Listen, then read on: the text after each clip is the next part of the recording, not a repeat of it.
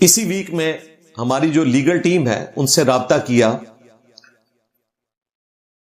نظراتی council کی طرف سے، ان کے بڑوں کی طرف سے، اور میرے تک میسج پہنچایا گیا. چونکہ میرے تک میسج پہنچا ہے تو میں پھر کیمرے پہ رکھ دیتا ہوں. انہوں نے گلا کیا جی کہ انجینئر صاحب ہمیں بار بار نظراتی کونسل کہنا چھوڑ دیں، کیونکہ اس کی وجہ سے ہماری بدنامی ہو رہی ہے اور ہر کوئی ہمارا مذاق اڑا رہا ہے. تو آئینی ادارہ ہے، آپ احترام سے نام لیں. اندازہ کریں یہ وہ لوگ کہہ رہے ہیں کہ جنہوں نے میرے سر پہ جوتیاں نہیں ماری، صرف میرے سر میں گولی ماری ہے اور میرے رونے پہ بھی پابندی لگا رہے ہیں. آپ لوگ مجھے گستاخ رسول ڈکلیئر کر کے زبردستی پورا ادارہ مل کے میرے پہ 295C بھی لگوائے، کیپٹل پنشمنٹ، سزائے موت، اور پھر ریکمینڈ کرے کہ 295B بھی لگے، 25 سال قید ناقابل ضمانت. اور مجھ سے یہ ڈیمانڈ کر رہے ہیں کہ میں انہیں نظر آتی کونسل نہ کہوں، انہیں میں اسلامی نظریاتی کونسل کہوں بجائے غلامی نظر آتی کونسل کہنے کے. تو یہ ڈیمانڈ کتنی غلط ہے. اپنی ادعاؤں کے اوپر غور نہیں کرتے. مجھے اسلام یہ حق دیتا ہے کہ میرے ساتھ اگر کوئی ظلم کرتا ہے تو میں اس کا جواب اسی لیول پہ آ کر دوں گا. وَجَزَاءُ سَيِّئَةٍ سَيِّئَةٌ مِثْلُهَا، اور برائی کا بدلہ اسی لیول کی برائی ہے. میں اس لیول کی برائی نہیں کر رہا ان کے ساتھ. انہوں نے مجھے کافر ڈکلیئر کیا، ظاہر ہے 295C لگا کے کافر ڈکلیئر کر دیا، اور اپنے پیٹی بھائی کو اس اعتبار سے کہ میں دین کا کام کر رہا ہوں. چلے میرے پاس آپ والی وہ ڈگری نہیں ہے کہ جو دوسرا فرقہ نہیں مانتا. اللہ کا شکر ہے میرے پاس وہ ڈگری ہے جو سارے فرقوں کے عوام مان رہے ہیں. آپ کی ڈگریاں تو یہ ہیں کہ بریلویوں کی ڈگری دیوبندی نہیں مانتے، دیوبندیوں کی ڈگری بریلوی نہیں مانتے. جی بالکل، بریلویوں سے آپ کسی بڑے سے بڑے دیوبندی مفتی کے بارے میں پوچھ لیں، وہ کہے گا گستاخ رسول ہے. ڈگری چھوڑ دیں، وہ اس کا اسلام بھی فارغ کرے گا. اور دیوبندیوں کے عوام سے آپ بریلویوں کے کسی مفتی اعظم کا پوچھیں، وہ کہے گا کہ یہ مشرک ہے. ڈگری تو چھوڑ دیں، وہ اس کو اسلام سے ہی فارغ کر دے گا. ٹوٹل ڈگری کی اوقات یہ ہے، لو سامو.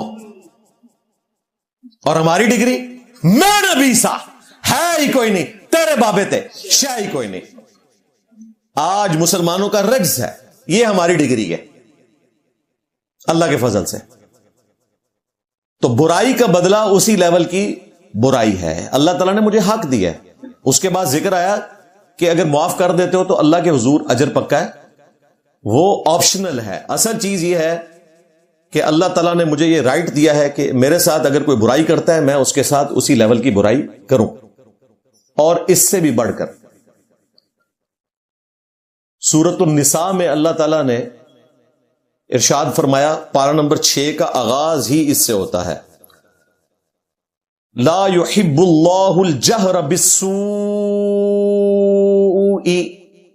لا يحب الجہر، اللہ تبارک و تعالی بلندی کے ساتھ، اونچی آواز کے ساتھ ذکر کرنا پسند نہیں کرتا، بالسوء من القول، برائی کے ساتھ، الا من ظلم، سوائے اس کے کہ جس پر ظلم ہوا ہو. اس کو اللہ نے رائٹ دیا ہے کہ وہ آواز بلند کر کے اونچی آواز میں برائی کے ساتھ ذکر کر سکتا ہے ظالم کے ظلم کا.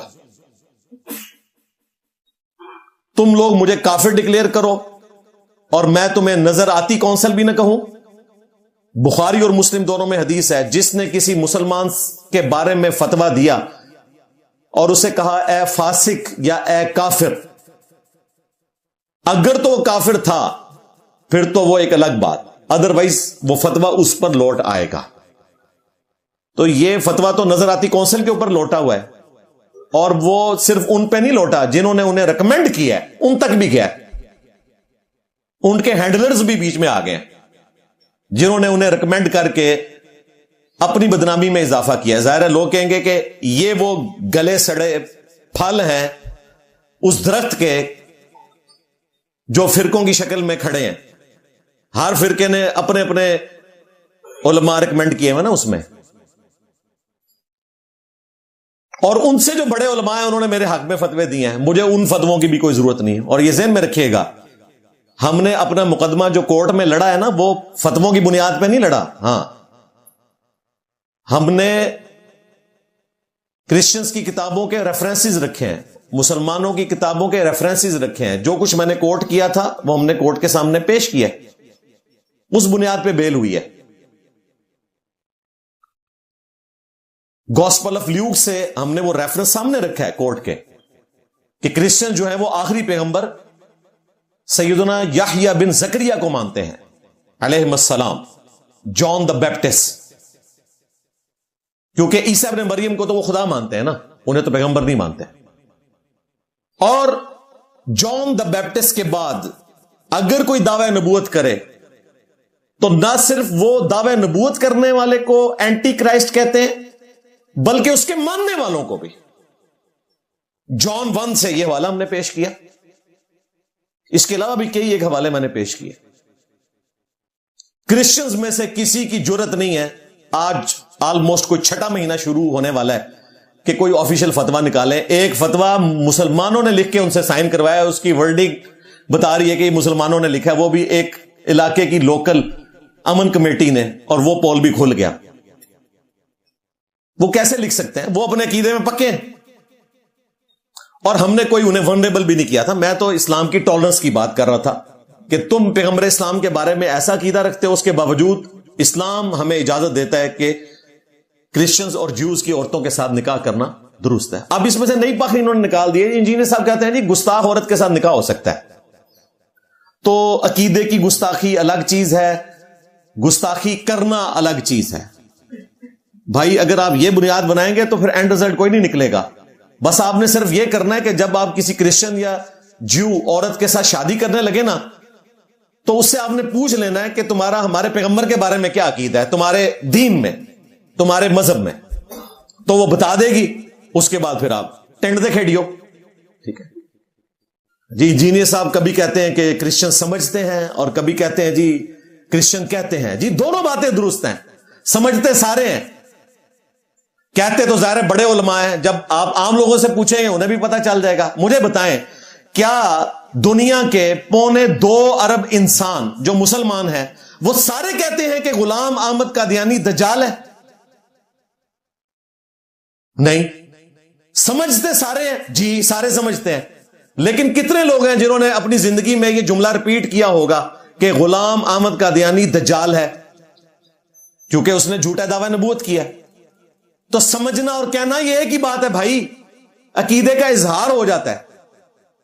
اور ابھی تو ہم اعلی حضرت کی بات ہی نہیں کر رہے. اعلی حضرت نے تو احکام شریعت میں لکھا کہ خواہ دیوبندی ہوں، اہل حدیث ہوں، شیعہ ہوں، قادیانی ہوں، قادیانی کافروں کو ان کے ساتھ ذکر کیا. یہ 1,00,000 دفعہ بھی اللہ کا نام لیں، ذبیحہ مردار ہی رہے گا، اور یہ سب کے سب مرتد واجب القتل ہیں.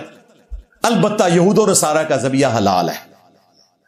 یعنی یہود و نصارہ اعلی حضرت کے نزدیک دیوبند اور اہل حدیث اور شیعہ سے بہتر ہیں.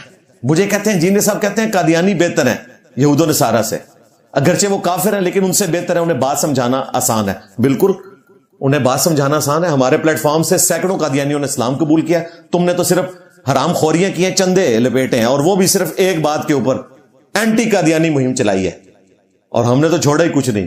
چشتی رسول اللہ، تھانوی رسول اللہ، صادق رسول اللہ، انہوں دی چولہا لا کے رکھتی ہیں. میرے نبی صاحب ہے ہی کوئی نہیں، تیرے بابے تے شاہی کوئی نہیں. تو اعلی حضرت تو تمہیں یہود و نصارہ سے بدتر کہہ کے گئے ہیں. تو اعلی حضرت کے نزدیک کسی بریلوی کی شادی دیوبند اہل حدیث شیعہ کے ساتھ نہیں ہو سکتی، کیونکہ وہ سب کے سب کو مرتد واجب القتل سمجھتے ہیں.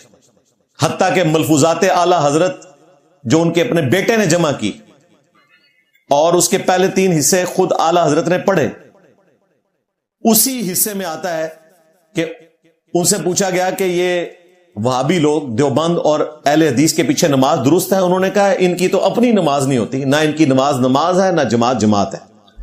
پوچھا گیا ان کی مسجد میں پڑھ لیں، تو ان کا کفار کی مساجد عام گھر کی مثل ہے، مجبوراً ہو جائے گی. کافر ڈائریکٹ کہا. آج انہوں نے میرے بکس میں نا پینگیں بڑھائی ہوئی ہیں اور سارے مل کے نظر آتی کونسل میں بیٹھ کے میرے پہ کفر کے فتوے لگا رہے ہیں اور پھر مجھے کہتے ہیں انجینئر صاحب ہمیں نظر آتی کونسل نہ کہا کریں. اور کیا کہوں تو میں گالا کڈا؟ ظاہر ہے انہوں نے تو مجھے کافر ڈکلیئر کیا ہوا ہے, مجھے تو اصولاً ان کے اوپر کفر لوٹانا چاہیے, لیکن مجھے کرنے کی ضرورت نہیں ہے, ہمارے اعلیٰ حضرت نے پہلے ان ساروں کو فارغ کیا ہوا ہے. ہاں, تو اس کا کوئی اینڈ رزلٹ نہیں ہے. بال کی کھال اتارتے ہیں اور پھر اسے آگے لے کے چلتے ہیں, اور اس کے پیچھے ریزن آپ کو پتا ہے فیل ہو چکے ہیں. کبھی کوئی چیز پکڑتے ہیں, کبھی کوئی چیز پکڑتے ہیں, اور جتنی بار پکڑتے ہیں میں اس کو ایسا چھیلتا ہوں کہ کینسر بنا کے رکھ دیتا ہوں. اس کے بعد پھر یہ منتے ترلوں پہ آ جاتے ہیں. تو تم سے تو کرسچنز بہتر نکلے ہیں کہ ایٹ لیسٹ اپنی بات کے اوپر ڈٹے ہوئے کو ایگزسٹ کر رہے ہیں اس عقیدے کے ساتھ, ہم بھی انہیں سپیس دیتے ہیں. دوسری طرف وہ ہم سے گلا کرتے ہیں کہ آپ نے ہمارے خدا کو انسان بنا دیا, آپ گستاخ عیسیٰ ہو, جیسا کہ ہم انہیں گستاخ محمد رسول اللہ مانتے ہیں صلی اللہ علیہ وآلہ وسلم. وہ کہتے ہیں آپ گستاخ عیسیٰ ہو. آپ کی کتاب میں لکھا ہوا ہے لقد کفر الذین قالوا ان اللہ هو المسیح ابن مریم, بے شک وہ لوگ کھلا کفر کر رہے ہیں جو کہہ رہے ہیں کہ اللہ ہی عیسیٰ ابن مریم ہے. قل فمن یملک من اللہ شیئا, یہ شیئا وہی لفظ ہے, بابت شاہی کوئی نہیں. اے محبوب صلی اللہ علیہ وآلہ وسلم ان سے فرما دو کہ بھلا اللہ کا کوئی کیا بگاڑ لے گا, ان اراد ان یہلک المسیح ابن مریم, کہ اگر اللہ ہلاک کر دے عیسیٰ ابن مریم کو, ان کی ماں کو, اور جتنے زمین میں ہیں سب کو ہلاک کر دے, اللہ کا کوئی کیا بگاڑ لے گا. یہ خالق اور مخلوق میں فرق ہے. یہ کہتے ہیں جی یہ گستاخی ہو جاتی ہے جی اس طریقے سے اگر ذکر ہو جائے. بھائی جب توحید بیان ہوگی پھر اسی طریقے سے ذکر ہوتا ہے.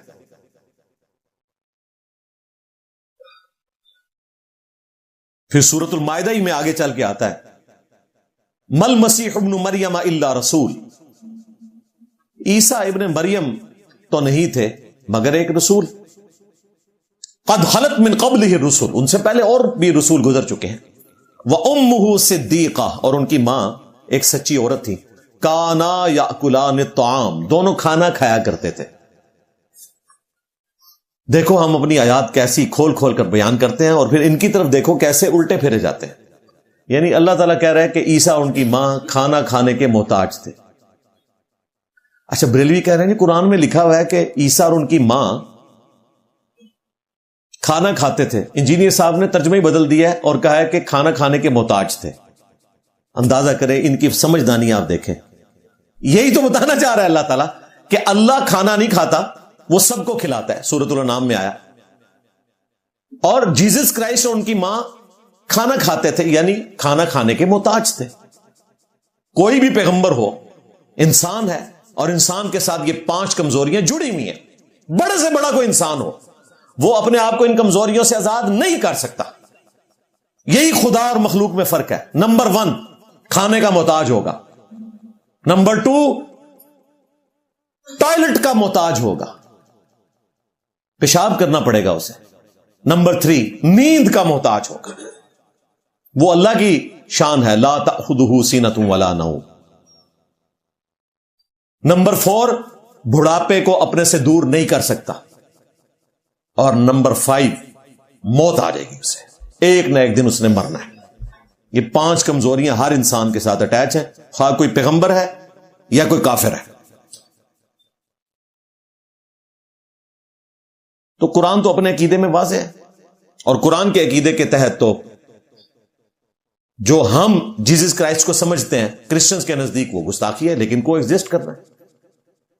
تو یہ نظر آتی کونسل نے چونکہ پیغام بھجوایا تھا تو میں ان کو جواب دے دوں تاکہ ان کی بھی تسلی ہو جائے. اب رہا ہمارے جو مخالفین جنہوں نے ہم پہ 295C کٹوائی تھی, ان کی طرف سے بھی ہماری لیگل ٹیم کو ایک پیغام آیا ہے اسی ہفتے, کیونکہ ڈیٹ لگی ہوئی تھی نا محسن اختر کیانی صاحب کی کورٹ میں 28 جنوری کو اسلام آباد ہائی کورٹ میں. تو وہیں پہ ان کی ملاقاتیں ہوتی ہیں تو وہ پھر میسج میرے تک پہنچا دیتے ہیں. وہ پوسٹ پون ہوگی اب 7 اپریل 2026 تک کے لیے. تو جو ہمارے مخالفین ہیں وہ بھی ہم سے گلا کر رہے ہیں کہ انجینئر صاحب کو تو کورٹس نے ریلیف دے دیا, تو مہربانی کریں باقی جو کیسز ہیں نا توہین مذہب کے، ان پہ تو انجینئر صاحب نہ بولیں. ہاں یہ ان کی طرف سے آفیشلی کنوے کیا گیا ہمیں کہ آپ کو تو چلیں ریلیف مل گیا، ٹھیک ہے، آپ باقی مظلومین کے حق میں کیوں آواز بلند کر رہے ہیں؟ وہ تو واقعتاً گستاخ ہیں، آپ ان کے حق میں کیوں بات کر رہے ہیں؟ اس کا مطلب ہے کہ وہ یہ سمجھتے ہیں کہ میں واقعتاً گستاخ نہیں ہوں. لو سامو، اور اگر تم مجھے گستاخ سمجھ رہے ہو آج تک، تو بھائی اگر میں مظلومین کے ساتھ کھڑا ہوں تو دراصل میں اپنے ساتھ کھڑا ہوا ہوں، کیونکہ تمہاری کریڈیبلٹی تو اسی وقت ہی ختم ہوگی جب تم نے ایک مسلمان کے اوپر توہین مذہب لگوا دی.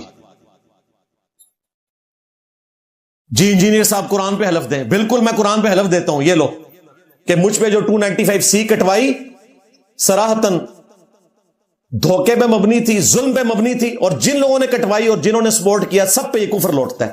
لو سامو، باقی کیسے چھوڑو، مجھ سے سٹارٹ کرو. تم میں بھی اگر اخلاقی جرت ہے نا تو تم لوگ کہو کہ انجینئر صاحب پہ ہم نے غلط کٹوائی تھی، پھر آگے چلیں گے اور باقی کیسز کے اوپر بات کریں گے.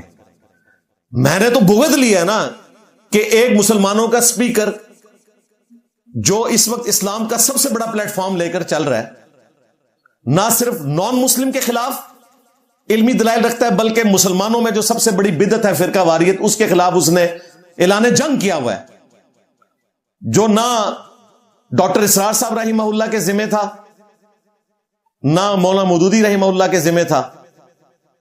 ان کا قرض بھی میں نے اتارا ہے آ کے کہ مسلمانوں کے اندر جو فرقہ واریت پھیلی ہوئی ہے اس کے خلاف بھی میں بولا ہوں. یہی وجہ کہ ان پہ نہیں 295C لگی. ڈاکٹر اسرار صاحب پہ پوری زندگی ایک FIR بھی نہیں کٹی، ایک دن انہوں نے جیل میں نہیں کاٹا، مولویوں کو ہارڈری نہ ڈالا. تو میں تو بھگت رہا ہوں نا جب، تو میں بالکل یہ سمجھتا ہوں کہ جب میرے جیسے بندے کے ساتھ یہ کچھ کر سکتے ہو تم، تو کسی کے ساتھ بھی کر سکتے ہو. سب سے پہلے پھر معافی مانگو، پھر آگے اگلی بات لے کر چلیں گے. تو ہمیں تو یقین ہے کہ تم لوگ حرام خوری کرنے کی خاطر اور اپنے جتھے کو قائم رکھنے کی خاطر لوگوں کے اوپر توہین مذہب کے الزامات لگاتے ہو. بالکل اس میں کوئی دوسری رائے نہیں ہے. تو اس معاملے میں بالکل پیچھے نہیں ہٹوں گا، اور ہماری بار بار ڈیمانڈ ہے. میں نے پچھلے دنوں پوری پوڈ کاسٹ ریکارڈ کروائی ہے. ایک سینئر اینکر ہیں، جیو میں کالم بھی لکھتے ہیں، بلال غوری صاحب حفظہ اللہ تعالی. انشاءاللہ 3-4 دنوں میں وہ پوڈ کاسٹ 1.25 گھنٹے کی آلموسٹ اپلوڈ ہو جائے گی. اس میں میں نے یہ سارے ٹاپک ڈسکس کیے ہیں کہ ہم سب سے پہلے ڈیمانڈ کریں گے کہ توہین مذہب کی جتنی دفعات ہیں 295A B C تینوں کو قابل ضمانت بنائیں. یہ نہیں ہے کہ 3 سال بعد، 5 سال بعد، 7 سال بعد، 13.5 سال بعد آپ کہہ رہے ہیں کہ جی یہ جرم تو ثابت ہی نہیں ہوا، اور بندے کی آپ نے زندگی کے اتنے سال چھین لیے. قابل ضمانت ہو، پہلے دن بندہ گھر واپس آ جائے، ٹھیک ہے، کیس وہ فیس کرے گا. ہم نہیں کہتے دفعات ختم کرو، جس طرح کہ IMF کی ڈیمانڈ ہے یا FATF کی ڈیمانڈ ہے، یورپین یونین کی ڈیمانڈ ہے. ہم ان کے ساتھ نہیں ہیں، لیکن تمہارے ساتھ بھی نہیں ہے. وہ کافر ہیں اور تم منافق ہو. تم اپنے مسلمان بھائیوں کے اوپر کفر کے فتوے لگاتے ہو. تم زیادہ خطرناک ہو. قابل ضمانت بناؤ. نمبر 2، توہین مذہب کی جتنی دفعات ہیں ان میں توبہ کی شک شامل کرو. خود تو سارے توبہ کر کے سائڈ پہ ہو گئے ہیں. پنڈی کا مفتی صحابی کا نام لے کے گالیاں نکال رہا ہے، اور کوئی کرینہ نہیں بنتا کہ اس کی جان چھوٹے. 10 سال اس نے قید کاٹنی تھی، توبہ کر کے سائڈ پہ ہو گیا. توبہ کا مطلب ہی یہ ہے کہ اس نے کام ڈالا ہے. لو سامو، توبہ اسی لیے کی ہے. لاہور کا ایک اور مفتی ڈاکٹر سیدہ فاطمہ کی توہین کی، وہ بھی جناب ایک توبہ نامہ پڑھ کے سائڈ پہ ہو گیا. اس نے خود مان لیا کہ میں نے کام ڈالا ہے. 10 سال قید کوئی نہیں کاٹی. پاکستان کے قانون میں توبہ کرنے سے معافی نہیں ہوتی ہے، پاکستان کے قانون کے تحت اور ان کے مولویوں اور بزرگوں کے فتووں کے تحت یہ سب کے سب لوگ 10-10 سال کے لیے اندر ہوتے ہیں. یہ تو میری ڈاکٹرین ہے نا قرآن و سنت کی روشنی میں کہ توبہ قبول ہے. ان کے نزدیک بھی توبہ قبول نہیں. لو سامو، وہ بھی اندر جاتا ہے. اور کراچی کا مفتی، اس پہ تو A B C تینوں لگوا رہے تھے. کرین پارٹی کے لوگ، انہوں نے دھرنا دیا ہوا تھا، اسٹیبلشمنٹ کی انوالومنٹ ہوئی، اس کی جان چھوٹی. اس نے بھی معافی مانگ لی. معافی مانگ کے تو اور پھنس گیا نا, مان لیا. ہاں مجھے بھی لوگ کہہ رہے تھے معافی مانگ لو. میں نے کہا میں معافی کیسے مانگوں؟ یہ میرا عقیدہ ہے کہ رسول اللہ کے بعد جو شخص بھی دعوے نبوت کرے گا وہ دجال ہے. آپ صلی اللہ علیہ وآلہ وسلم خاتم النبیین ہے, یہ عقیدہ ہے نا ہمارا. تو اس پہ کوئی شخص مجھ سے یہ کہے گا کہ میں معافی مانگ لوں؟ میں نے اپنا عقیدہ بیان کیا. اسی طریقے سے اگر کوئی شخص مجھ سے یہ منوانے کی کوشش کرے کہ قادیانی جو کہ اس دجال کو پیغمبر مانتے ہیں, میں ان کی وکالت کرنا شروع کر دوں کہ نہیں نہیں آپ کو غلط فہمی ہوئی ہے, وہ اسے دجال سمجھتے ہیں, وہ اسے پیغمبر کوئی نہیں مانتے, تو میں اپنے نبی کے ساتھ غداری کر رہا ہوں. اسی طریقے سے جیوز اور کرسچنز میرے نبی کے بارے میں جو عقیدہ رکھتے ہیں, میں ان کی جھوٹی وکالت کر کے رسول اللہ کی بارگاہ میں قیامت والے دن ذلیل ہو جاؤں کہ تو نے ان کی جھوٹی وکالت کی. اب پتا چلا یہود و نصارہ کے ایجنٹ کون ہیں, ہاں جو ان کی جھوٹی وکالت کر رہے ہیں. چلیں ایٹ لیسٹ مجھ سے یہ بلیم تو دور ہوا نا. اب وہ جیوز اور کرسچنز کی حمایت میں آ گئے ہیں کہ جی وہ انجینئر صاحب نے نا ان کی لائف ونریبل کر دی ہے. لائف تو اسی دن ونریبل ہوگی تھی جب تم لوگوں نے یہ ارتگل ڈرامہ یہاں چلایا تھا, اتنے مسیح پھڑکا دیے اور اتنے مسیح قتل کر دیے. کس بیوقوف نے مشورہ دیا تھا کہ یہ ڈرامہ جو ہے وہ چلا کے یہاں پہ ڈرامہ لگاؤ؟ وہ صلیبی جنگیں جو اتنا عرصہ پہلے ہو چکی ہیں, وہ آج کے دور میں ان ڈراموں کو دکھا کے اس طریقے سے آج کے کرسچنز کی لائف کو ونریبل کرنا, اصل میں یہ جرم تھا. اس کے خلاف تو میں بول رہا ہوں پہلے دن سے. کرسچنز کے جب چرچ جلتے ہیں تو میں اس کے خلاف بولتا ہوں کہ یہ کام غلط ہے. علمی طریقے سے ان کی غلطی ان پہ ہائی لائٹ کریں گے. تو باتیں یہ ہمیں آگے کرتے ہیں, قابل ضمانت بنائیں, توبہ کی شک شامل کریں, اور اس کے بعد 4 سٹیپس جب تک طے نہ ہو ایف آئی آر کٹنی نہیں چاہیے. اور اگر ان سٹیپس کے بغیر ایف آئی آر کٹتی ہے تو اصولاً تو ہماری ڈیمانڈ یہ ہے کہ پھر سزائے موت اس کو ہونی چاہیے جو جھوٹی ایف آئی آر کٹواتا ہے. لیکن ہم اس طرف نہیں جاتے کیونکہ پھر یہ پلی لیں گے کہ یہ چاہتا ہے کہ لوگ گستاخی کو ہائی لائٹ نہ کریں ڈر کے مارے. چلیں ہم اس طرف نہیں جاتے, لیکن اصولاً یہی ہونا چاہیے. لیکن کم از کم 4 سٹیپ طے کیے جائیں. نمبر 1, اس بندے کا فورینزک کروایا جائے اس حوالے سے کہ اس کی ویڈیو کانٹیکسٹ کے ساتھ ہے یا آؤٹ آف کانٹیکسٹ ہے. پوری ویڈیو ریٹریو کی جائے پہلے سٹیپ میں, پوری ویڈیو کانٹیکسٹ کے ساتھ. نمبر 2, فورینزک کروایا جائے کہ یہ اے آئی جنریٹڈ ہے یا اوریجنل ہے. نمبر 3, اس کا ذہنی توازن بھی چیک کیا جائے. کئی پاگل ہیں اڈیالہ میں بیٹھے ہوئے, ہمارے یہ پڑوسی شہر سے سرائل مگیر سے شہباز نامی ایک لڑکا ہے جس کو جیل کے ڈاکٹروں نے پاگل ڈکلیئر کیا ہوا ہے, میڈیکل بورڈ نے پاگل ڈکلیئر کیا ہوا ہے, امریکن سٹیزن ہے بیچارہ, ادھر آیا چند دنوں کے لیے, اس کا ذہنی توازن کا مسئلہ ہوا, اڈیالہ میں سزائے موت ہوئی ہوئی ہے. یہ ان کا انٹلیکچوئل لیول ہے. کبھی ان لوگوں کے حق میں انہوں نے آواز بلند کی, ان کی تو 2 نمبری ہے, ایٹ لیسٹ کم از کم یہ سامنے آئے نا. اور جو پاگل وہاں پہ اندر قید ہیں ان کے حق میں تو آواز بلند کریں نا. انہوں نے ان کے حق میں کیا بلند کرنی ہے؟ یہ تو مجھے اندر کروائے ہوئے تھے اور مجھے کہہ رہے ہیں کہ میں توہین مذہب کے کیسز کے اوپر نہ بولوں.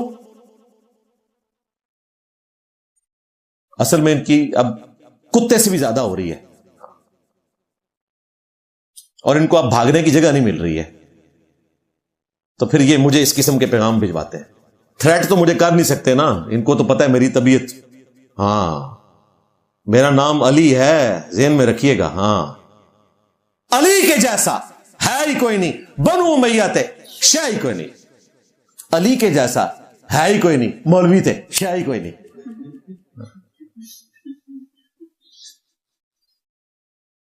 یہ 3 سٹیپ ہوں.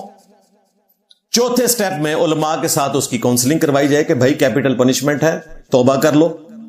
اگر وہ توبہ کر لیتا ہے تو ایف آئی آر کاٹی نہ جائے. میں آپ کو دعوے سے کہتا ہوں کسی مسلمان کو تو چھوڑ دیں, کسی غیر مسلم پہ بھی توہین مذہب کی کوئی دفعہ نہیں کٹے گی. اور آج جو سینکڑوں لوگ اڈیالہ جیل کے اندر, راولپنڈی میں, لاہور میں, سینٹرل جیل کے اندر اور باقی جگہوں کے اوپر تکلیف سے گزر رہے ہیں, پوری فیملی ذلیل ہو گئی ہیں. وہ کہتے ہیں جی وہ جی اسلام پہ برا وقت آ گیا. اسلام پہ برا وقت تمہاری وجہ سے آیا ہوا ہے, اور یہ اپنی نیکیوں کے اوپر اللہ سے معافی مانگو. ہاں حضرت نیٹشے کا قول ہے. ہاں حضرت نیٹشے نے فرمایا, انہوں نے تو کسی اور کانٹیکسٹ میں بات کی تھی لیکن مجھے بڑی پسند آئی کہ مین کائنڈ کو اپنی نیکیوں پہ خدا سے معافی مانگنی چاہیے جو انہوں نے نیکیاں کی ہیں. چرچ نے نیکیاں کی تھی کہ جب پادری اپنی ہوس پوری کرنا چاہتے تھے عورتوں سے اور وہ نہیں بات مانتی تھی, ان کو وہ وچز ڈکلیئر کر دیتے تھے کہ جادوگرنی ہے, اور پوری زندگی انہیں قید خانوں میں ڈال دیتے تھے. چرچز کے نیچے انہوں نے تہ خانے بنائے ہوئے تھے زنجیروں کے ساتھ باندھ کے. کئی سال وہاں پہ عورتیں جو ہیں وہ قید رہی ہیں, ان کی موت ہی وہیں پہ ہوئی ہے, صرف پادریوں کی ہوس انہوں نے پوری نہیں کی ہے. تو نیٹشے نے کرسچینٹی کے حوالے سے یہ چیز ڈسکس کی تھی کہ مین کائنڈ کو اپنے گناہوں پہ نہیں, اپنی نیکیوں پہ معافیاں مانگنی چاہیے اللہ تعالیٰ سے. بالکل, یہ ہماری جو کرین پارٹی ہے نا, اسے اپنے گناہوں پہ نہیں نیکیوں پہ معافی مانگنی چاہیے. جو لوگوں کے اوپر جھوٹے توہین مذہب کے کیسز بنوائے, میرے اوپر بھی تو بنوانے والے یہی لوگ تھے نا, فیول تو انہوں نے دیا تھا نا. تو اپنی نیکیوں کے اوپر خدا سے معافی مانگو. حضرت نیٹشے کا کال ہے یہ. ہاں بالکل. اور حضرت نیٹشے کا ایک اور کال ہے, میں اسے ماڈیفائی کرتا ہوں. اس نے تو کہا تھا گاڈ از ڈیڈ. گاڈ تو ڈیڈ نہیں ہوا, مولوی از ڈیڈ. بیسیکلی اس کا بھی کہنے کا مقصد یہی تھا کہ خدا کے کسٹوڈین جو ہے نا وہ چرچ کے پوپ بنے ہوئے تھے, اور آج ان کو ویٹیکن سٹی میں بند کر دیا گیا, گویا کہ ان کا خدا ڈیڈ ہو گیا. ظاہر ہے وہ ایتھیسٹ سوچ رکھتا تھا, اس وجہ سے اس نے اس قسم کی بات کی. ہم کہتے ہیں مولوی از ڈیڈ, ہمارا خدا زندہ ہے, ہاں, اور وہ زندہ رہے گا. مولویوں کو کیوں نہ بلی چڑھائیے جن کی وجہ سے اسلام بدنام ہوا ہے. اب آپ کو پتا چلا میں نے یہ بابے بلی کیوں چڑھائے ہیں. ہاں, بابے بلی چڑھیں گے تو لوگوں کو صحیح دین کا تعارف ہوگا جو اس شخص پہ نازل ہوا جس کی قبر مدینے میں ہے صلی اللہ علیہ وآلہ وسلم. یعنی کہ میرے نبی سا ہے ہی کوئی نہیں, تیرے بابے تھے شے ہی کوئی نہیں. تو چونکہ آفیشلی میرے تک یہ پیغام پہنچا تھا تو آپ کو پتا میں ادھار نہیں رکھتا, میں ویڈیو میں آ کے جواب دے دیتا ہوں تاکہ باقی عوام بھی ایجوکیٹ ہو جائے اس حوالے سے انشاءاللہ تعالی.